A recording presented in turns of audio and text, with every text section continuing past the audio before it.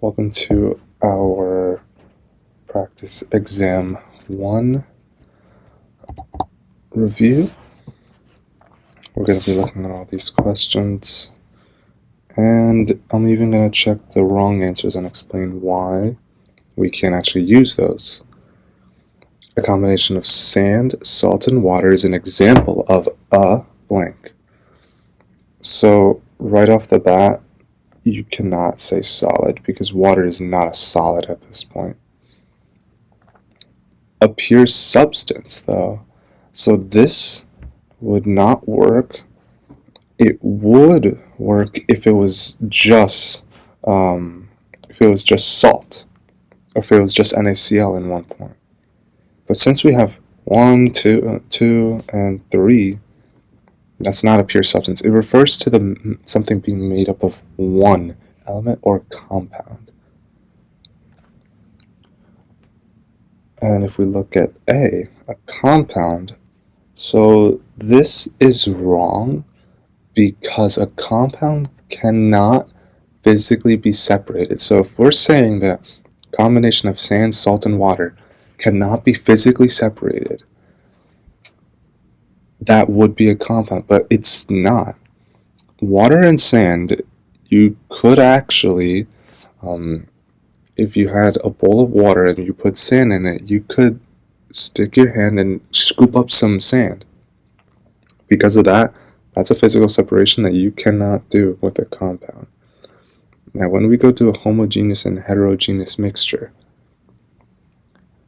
it's not going to be a homogeneous mixture only because you can technically still you can technically still see the sand when it's mixed into the water.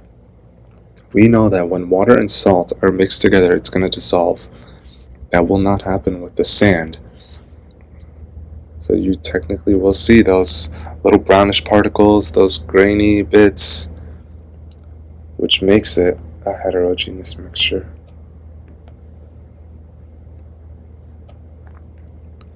An element cannot blank. So an element can be a pure substance, and let me give you an example. Simply sodium or iron. Those are examples of pure substances or pure elements. Interact with other elements to form compounds. That is false because we do have Na, which is an element, and then chlorine, which is an element. They come together to make us table salt.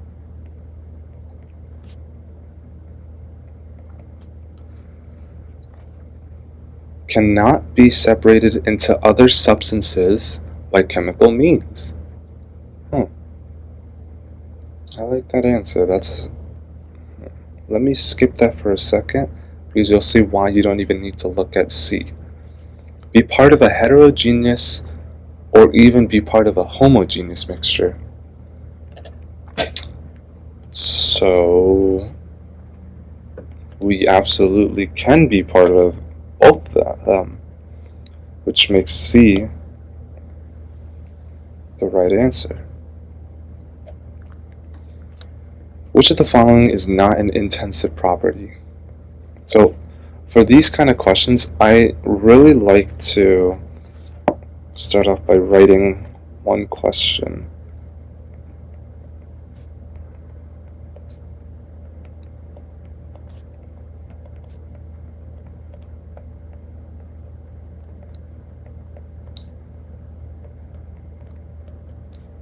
No way, you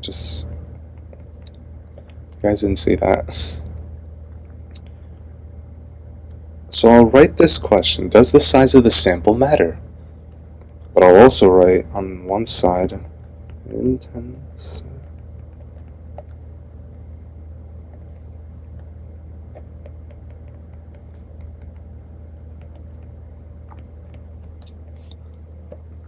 I'll put yes and no.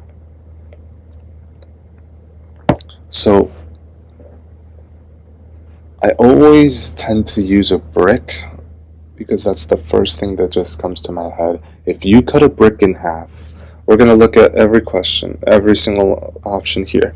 Does the size of the sample matter if you cut that brick in half? So, if you cut that brick in half, will the boiling point change? No. So it's an intensive property. Will the melting point change? No. It's an intensive property. If you cut the brick in half that weighs 1 pound, will it change? Yes, meaning this is an extensive property. If you cut the brick in half, will your density change? No, that's an intensive property. Now, if you laid it out in the sun where it's 90 degrees, it's going to be a hot brick. If you cut the brick in half, will the temperature suddenly drop from that brick? No, it's an intensive property. I recommend a lot of people to do this. It just makes it so much more, it's so much more understandable. Question 4. Let me actually. Okay. Which of the following atoms has the smallest number of neutrons? Okay, so this is just going to be using our formulas that we know about involving neutrons in order to find, let's see what we have here. So these are actually going to be our mass numbers. We don't want to get them confused to the atomic number. So for this one, this is where you need to have your periodic table, which you will get on the test. So we want to take our mass number equal to the number of protons, which is, I believe, 6. Yep. 6 protons plus the number of neutrons, which we don't know right now, but we can do simple math and get 8 neutrons.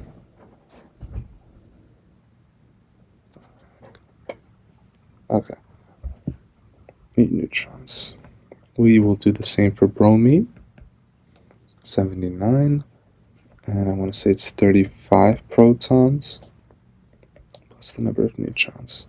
And we should get, is it 44? 44 neutrons. Carbon 12. And it's not going to be any different of protons, even if its mass changes.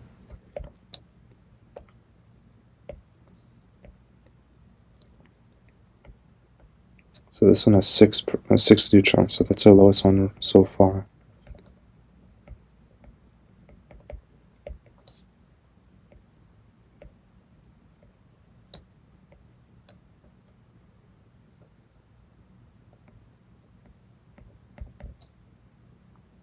And chlorine has 17, I think. 17 protons.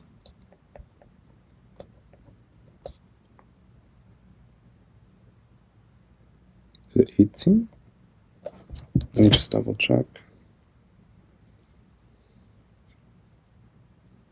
Okay, 18 neutrons. So 7 neutrons is our number 1 answer, which is going to be, oh, hold on, no. 6 is going to be our number 1 answer, which means carbon 12 is our right answer. So this one here, we're going to use the same formula that we used here, but now there's other things we have to do. So there are blank electrons, blank protons, and blank neutrons in an atom of, I believe it's xenon. I also like to label everything that I have here, so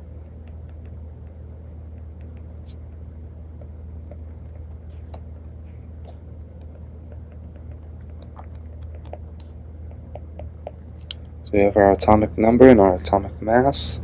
We already have the mass. We also should know that our atomic number does equal the number of protons. So one of the steps is that they want us to find the number of neutrons, so we can do that right now with 132. The atomic mass is equal to the number of protons plus the number of neutrons, and we should get 78.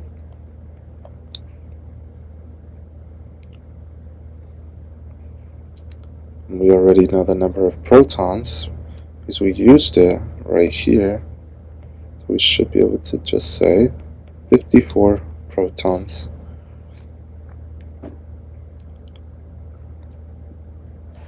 Now if we also take a look at xenon, it doesn't have any charge or any +2, -3, no charge that's anywhere to be found there that would affect the electrons.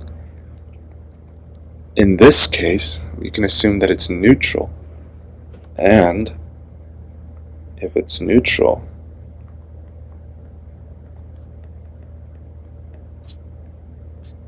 P equals E. The protons will equal the number of electrons. So we just put 54 electrons. So our answer should be 54, 54, 78. There we go.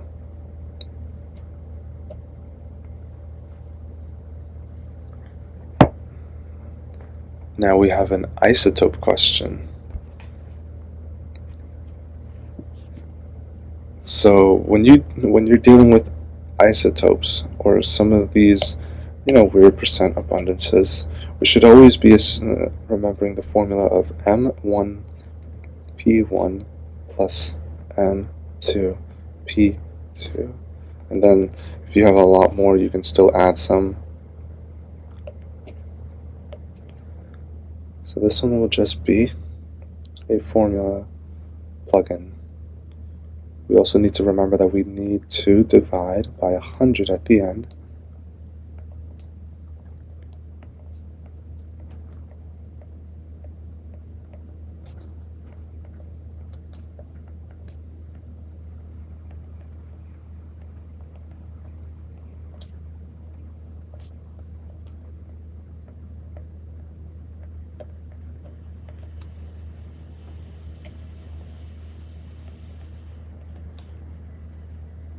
Since we don't have any more isotopes, we can stop right there. But if you didn't even divide by 100, you'd see that your answer is something insanely like it might be like 4,700 something. So this should equal, I don't have the number right in front of me, but it should equal 4776. Don't forget your units.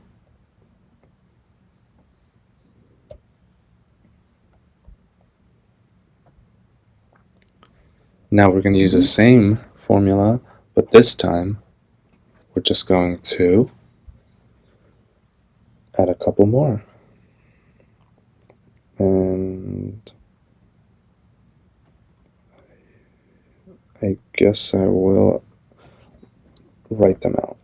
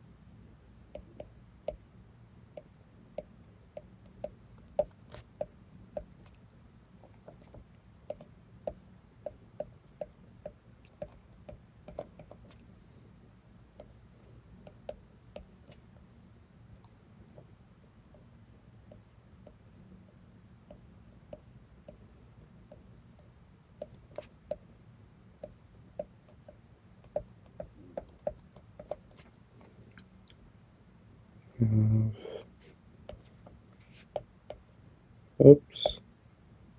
1, 2, 3, 4, 5 isotopes.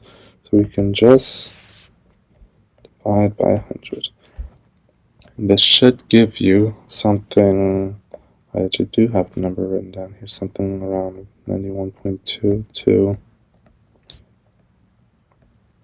something around that. You can bring it down to 91.224, which should equal, I really hope this is the name, zirconium. Number 8, the total number of neutrons in a iridium cation is blank. So they're just looking for the number of neutrons, which we have the formula.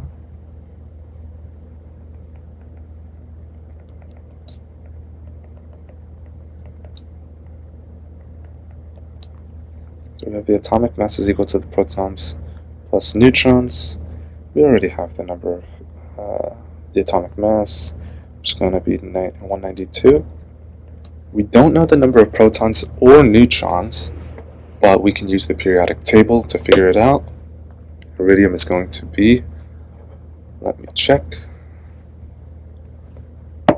atomic number 77, 77 protons plus, that looks ugly, 77 protons plus number of neutrons gets us to 115 neutrons. And if you guys noticed, I didn't use this. Since it wasn't asking for anything to do with electrons, we don't have to use that at all. It's supposed to throw you off a bit. For the next one, we will have to use our charges. The total number of neutrons, protons, and electrons in barium, I want to think, are blank. So, since we just got done figuring out the number of neutrons, let's start off with the same formula. So we have 138 as our atomic mass. We don't know the number of protons, which we can use the periodic table to figure it out. You'll get 56 protons, or the atomic number being 56. We don't know the number of neutrons yet, but we can do some math and see that it should be 82.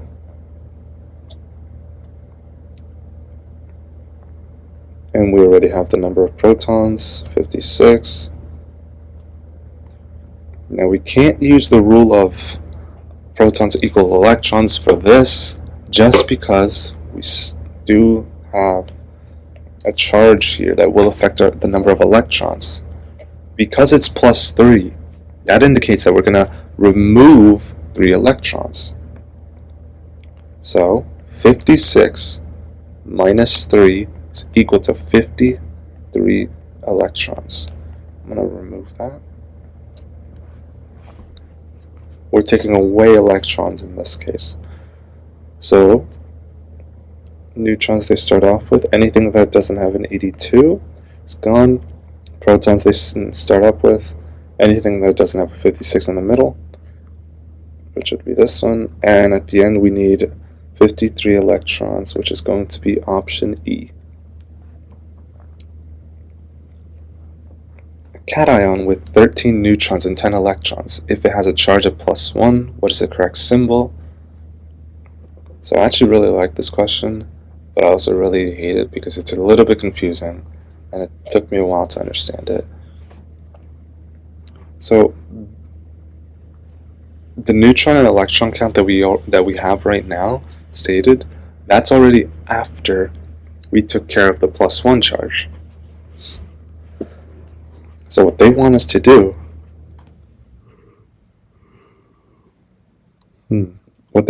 is actually go backwards. We already have 10 electrons, which already happened from the +1 charge. So what we actually need to do is add back 1 electron.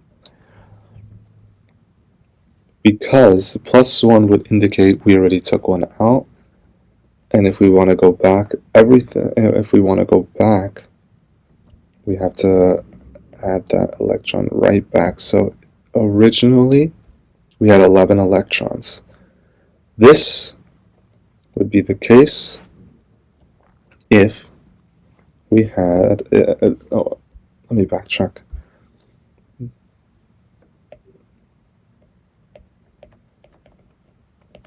Think of it as that. And what should be popping up into your head is that, oh, we're neutral. Protons and electrons should equal each other. So this also equals the number of protons. So protons.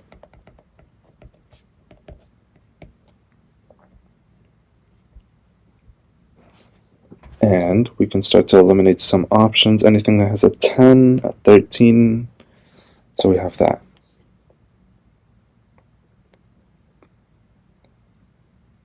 And now all we need to do is figure out what mass are we going to be looking at. So we have the number of neutrons and the number of protons. So what we can do is figure it out.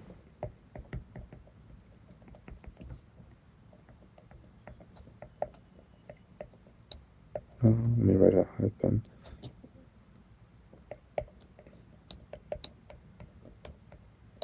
It's equal to 24 for our atomic mass, meaning 24 goes into these spots. So since those don't have 24, those are out, which leaves us with option D. Question 11. Which pair of elements below should be the most similar in chemical properties?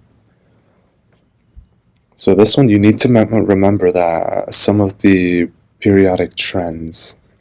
So in the periodic table, you see that there's groups. When you're in the same group, your chemical properties are going to be most similar to every other element in that group. So let's take a look. I don't have a periodic table on me, but if we start with, let's do CS and HE. So let's find CS, which is group 1, atomic number 55. Is HE even in that column? No. HE is actually, it's in the last group, so no, absolutely not. I and BR. That BR is number 35, group 17. And I actually follows it right below it for number 53. So let's leave that one alone. B and AS. B is group 13, and I don't see any AS in there, so we can take that out. K and KR. KR is group 18, but there's no K. K is actually, I can find it, all the way in group 1, so that's absolutely wrong. O, group 16, and there's no C. These will have the similar chemical properties. And give me 1 second. Okay. Which formula/name pair is incorrect? So this one, you have to recognize how to name your compounds. Oh wait, am I on the right one? Okay, so this would be to just simply, you would balance your charges and figure out how to. If you guys see, there's nitrite,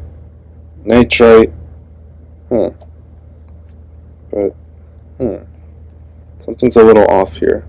This is why you need to recognize your polyatomics, because if you guys memorize it, you would be able to just say, nope, nope, nope, nope. Thank you. That's all you would need to do if you knew your polyatomics, because nitrite is NO2. It is not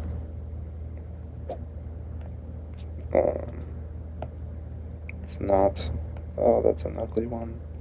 It's not N2. That's false. Give me 1 second. Because N2, yeah. They tried to trick you guys up with here. So this is the correct answer. I won't do the math on this one because I kind of want to go to this one. This one's actually a really cool question.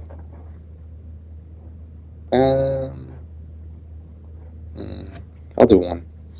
I'll do one question here. So, let's do B. Let's just double check that. Okay, my reasoning was right. So we have Mn, and then we also have nitrite. And give me 1 second.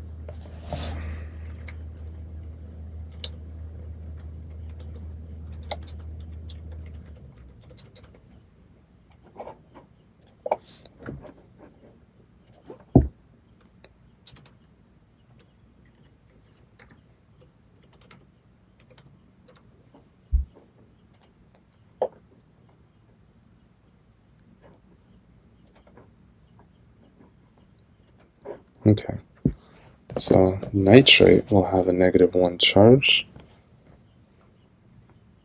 And if we look here, you know what, we don't even need to write anything else out. If we labeled -1 here, and we have 2, that makes it, you could also think of it as a total of -2. Magnesium. Let's check what magnesium is. This one you would also need to memorize. Magnesium should have, I might sneeze. I really hope I don't sneeze.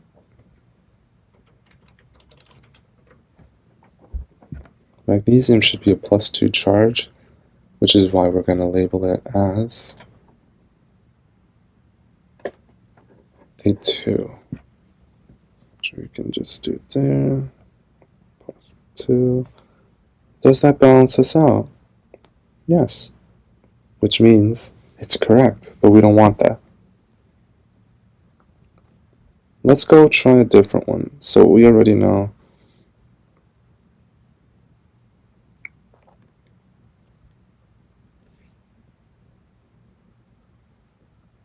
I'm also noticing that this one cannot even be right because there's no Roman numerals or something like that. No?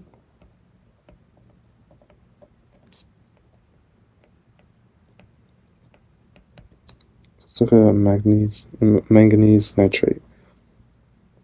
So nitrate is going to have a -1 charge.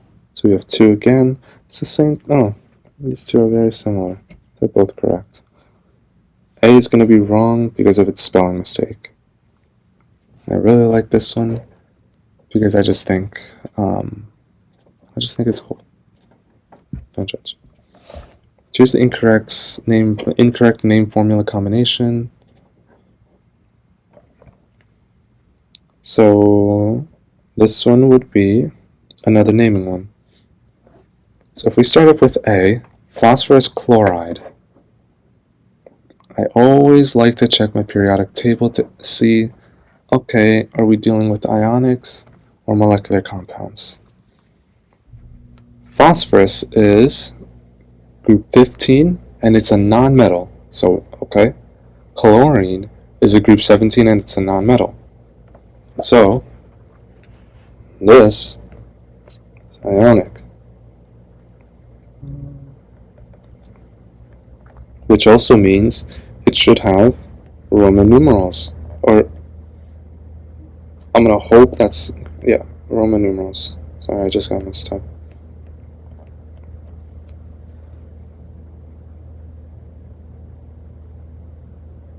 Wait, no. Oh, no. I just realized something. 2 nonmetals. Not at all. This is going to be a molecular compound. I'm sorry, guys. I just woke up. I was about to say, hold on, that's not my reason. And if you guys remember, prefixes. There's no prefixes here. So I actually got lucky. I chose the correct answer. There should be prefixes here. Look at the other ones here. Sulfur tetrachloride. Sulfur is right next to phosphorus. Also being a nonmetal, we already know chlorine is a nonmetal. They do prefixes, so that is actually correct. This one is of your 8 ick rules. Those are just memorization, and we know that this is actually correct, and everything else is going to be correct, which we don't actually want. So we want option A, because it's a molecular compound and it should have prefixes. Chemical formula for iron 3 sulfate, Fe3SO4. Let's look at C. Sulfate is going to have a -2 charge. Fe is going to have the potential for a +2 or +3 charge.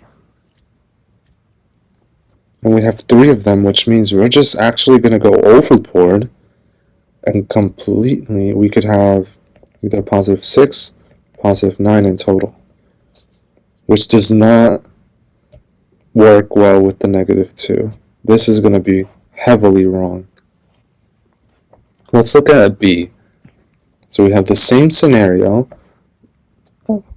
They actually give you that we're going to use a +3 charge only. So we don't even need to include the +2. SO4 is going to be -2 charge, but we have 3 of them, so we can now say it's around a -6 charge. Fe has 2, and we have a +3 charge. We're going to say +6. Yay! This is the right answer. The oxidation state of oxygen in oxygen difluoride is OF2. So they want us to find oxygen, so let's figure out F2. That might be one of your diatomics, actually. Brinkelhoff? I believe so. So F is going to be group 17, and this is also something I want a lot of people writing on their periodic tables. Group 17, group 16, group 15, they're going to have charges of, from group 17, it's going to be a -1 charge for every single thing in that column. Group 16 is going to have a -2 charge, and group 15 is going to have -3 charges.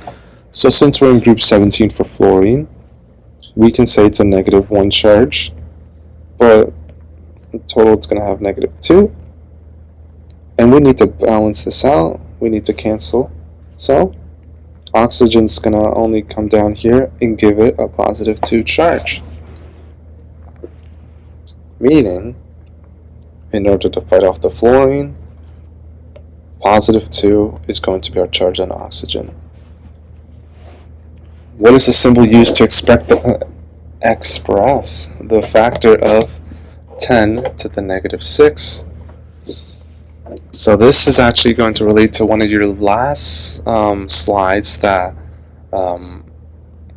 Dr. Lacey showed us. He showed us about SI units.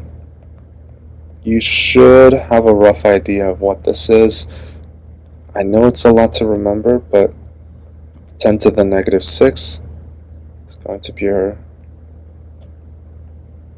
U symbol. It's just pure memorization for this one. Using the drawings below, the following question, use the drawings below to answer the following questions.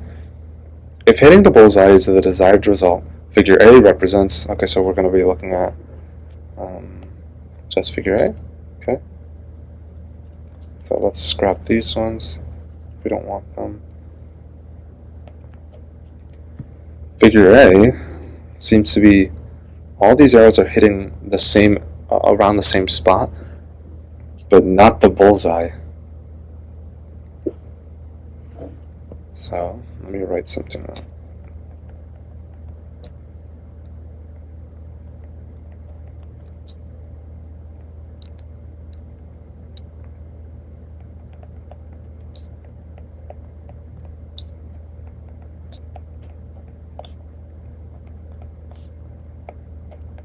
Accuracy is going to be referring to how close you are to the true value. Precision, I like to think of it as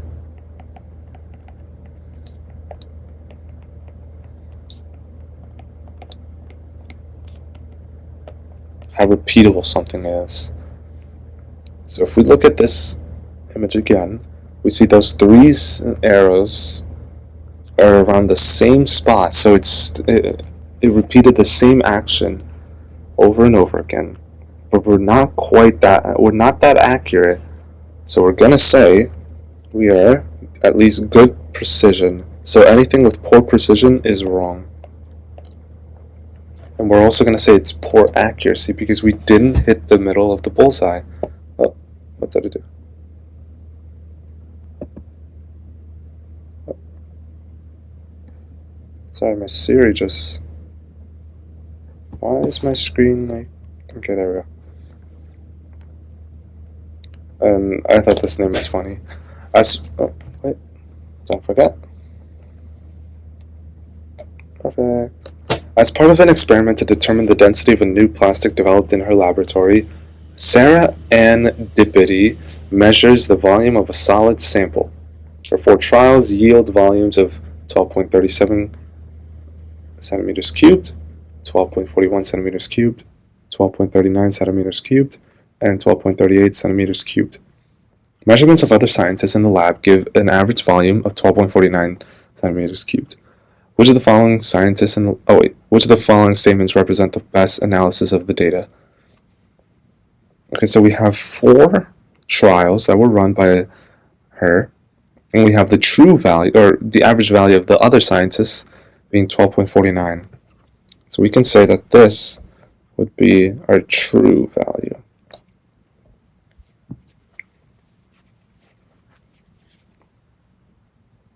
It seems like her results were really precise, actually. They're all around the same area, all around the same number region, but they're not quite to the value that the other scientists had. So we can say she doesn't have the best accuracy, so no. Still no accuracy. Still no accuracy. This is just plain wrong. We can say E because she is a bit accurate, but we shouldn't say that she has great accuracy. We should say that she has greater precision than accuracy. Just because these numbers here are pretty close to each other, and they're okay to this. So it's not the most accurate, but since these numbers here are very close to each other, we can say that it's very precise. What is the answer to the correct? What is the answer to the correct number of significant figures in the following calculations? This one, let's see. Okay, so we're gonna start off by, I'm just going to do this. So for our addition rules of significant figures, we want to have it the least amount of numbers past the decimal. So here, which one has the least amount going past that decimal? We can see it's 2.3, and we want to see how many are we going past. We only have our 3, so we have 1 digit. So let's solve and let me show you what I am talking about. After we solve this number, we actually have to change it to the right amount of digits. Since we said that we only had one digit past that decimal, we're going to do the same for this one, right here. This is the correct answer, but we have to remember to keep it to the same amount of digits past that decimal. Our next step is to divide by 10 with 2. Division rules are going to be lowest amount of sig figs. So if we count our sig figs here, we have 1, 2, and 3. 1, 2, and 3. This 0 does count because this is a significant digit that's surrounding it, and same thing here. All these are significant digits, so we can say they're all 3, meaning our final answer should have 3 significant figures. Is that one of the options? There we go. What is the correct number of significant figures in the answer to the following multiplication? So the multiplication rules I just said, lowest amount of sig figs. So we don't actually need, they're not even asking us to solve this question. They're just asking us to determine how many sig figs would the final answer need to have. We have 1, 2, 3, 4. We have no significant digits here. So, nope. 1, 2. We can say the answer is 2.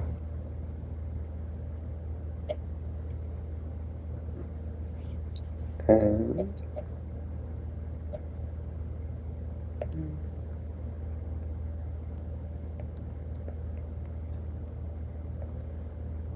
no, that's a frowny face.